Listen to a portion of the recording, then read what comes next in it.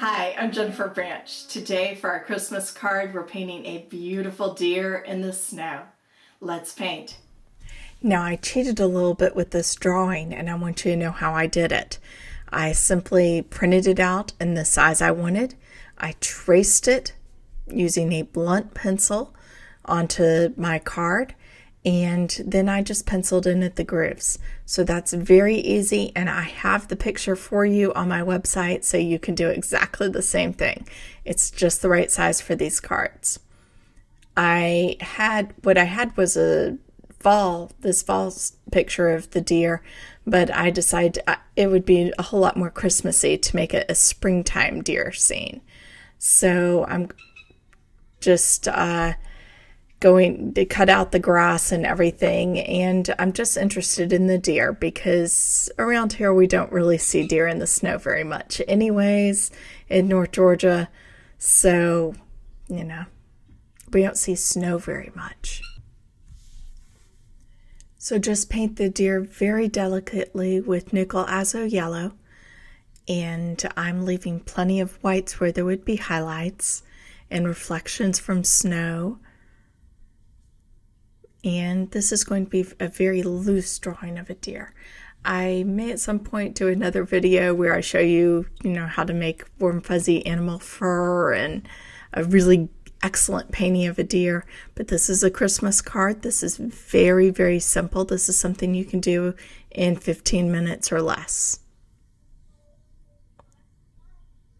So it just shouldn't take that much time, and I don't want that much detail in it.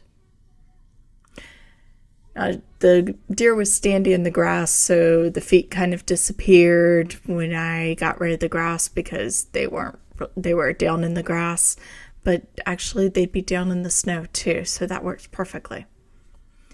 I'm laying the cobalt violet just bleed into the deer's body where all the shadows are, and a couple little squiggles just to add some movement. Just keep moving your brush around and adding some shadows from the snow and, just having some fun with it.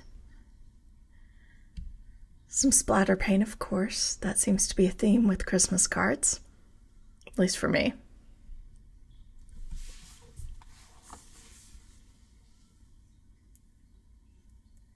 Just a very happy wintertime scene.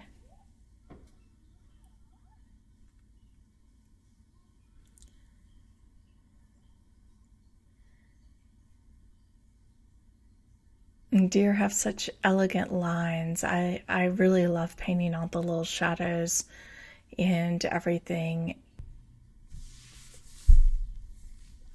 They're just really fun to paint. This one's not from my backyard like I normally paint. It's a little thinner than the ones here.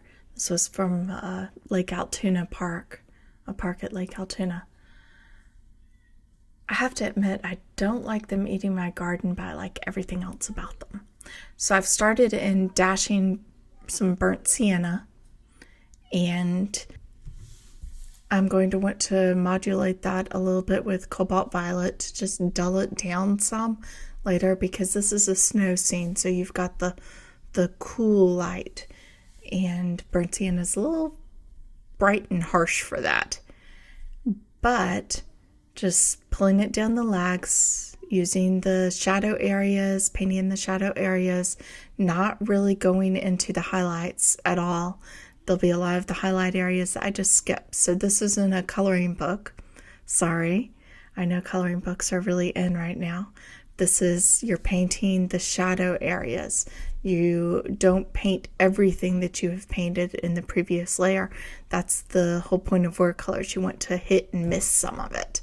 You want to paint maybe half of what you painted in the previous layer on each subsequent one, but that varies. So just going into the deep shadow areas.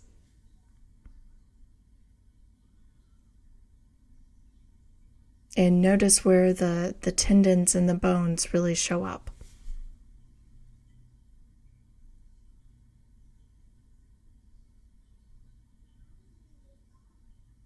This is one place where it's worth being slightly fussy for a minute. You're going to loosen it up, but you want these lines to be accurate.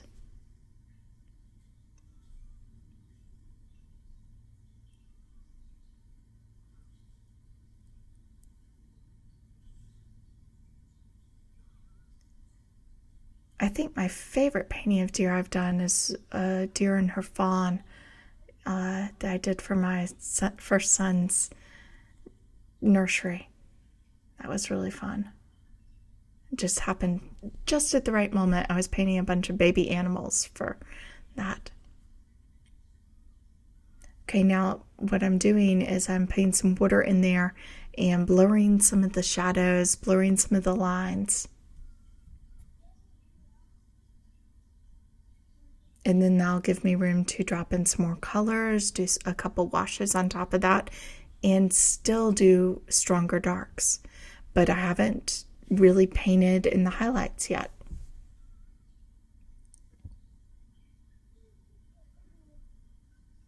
Some cobalt violet. And that's a great color for dulling areas.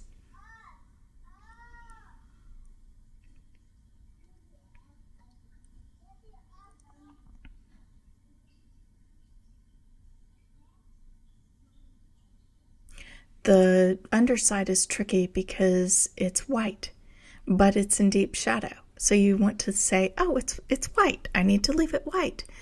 But especially shadow compared to snow behind it, it doesn't look white at all. It's a much darker value than the surroundings.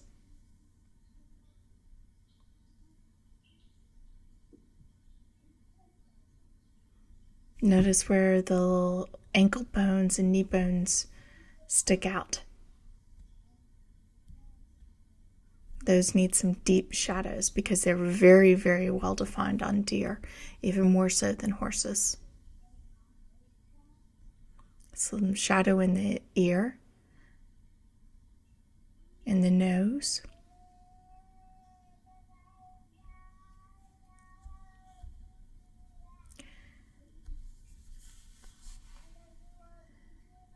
Deep shadows there.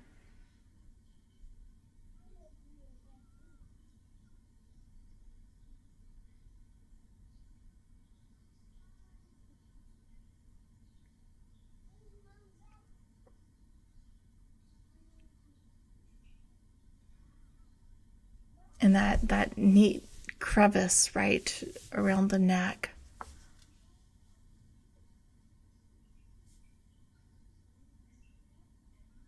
So I'm doing a lot of finger painting on this, and that's because it's a furry object.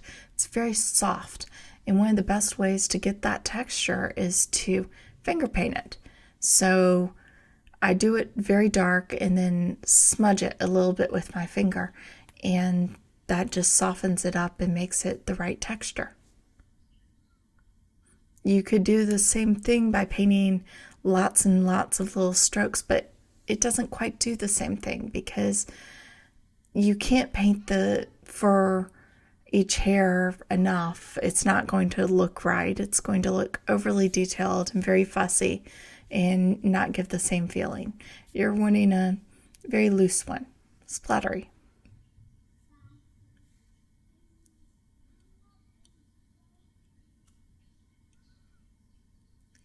Soften that curve a tiny bit.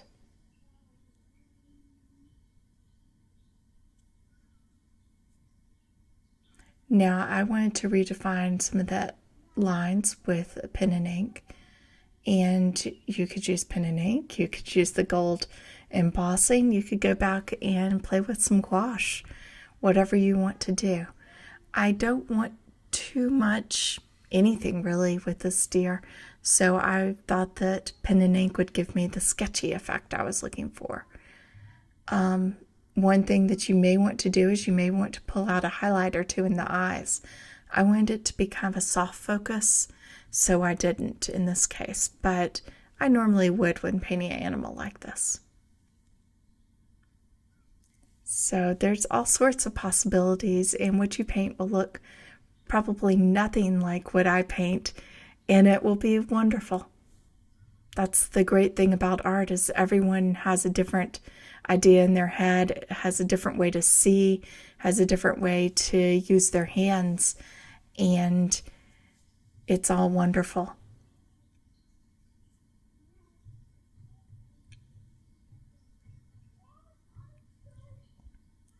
Now notice I'm redefining mostly the shadow areas, the same areas that I went in first with burnt sienna and then with the cobalt violet, and I'm scribbling in those areas. And that's all it takes, is a little bit of scribbling, redefining some edges, adding a couple dashes in the snow, and you're good. You've got this beautiful deer Christmas card that you can send to someone you love. I hope you enjoyed this and it inspires you to paint your own deer. The pictures on my website, paintingwatercolor.com, along with the materials list. I hope you have a very joyful holiday. Happy painting.